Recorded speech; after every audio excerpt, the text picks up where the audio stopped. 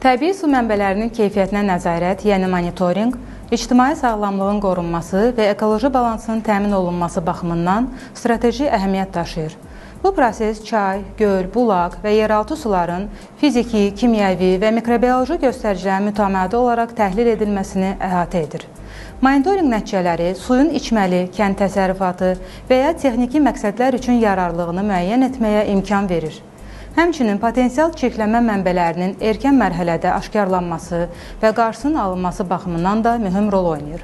Bu məqsədlə akreditə olunmuş laboratoriyalarda normativ sənədlərə əsasən analizlər aparılır və nəticələr aidiyyatı qurumlara təqdim edilir.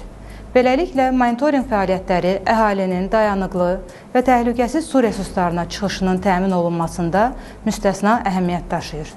Unutmayaq, içdiyimiz suyun keyfiyyəti nə qədər görünməz olsa da, təsiri bir ömürlükdür.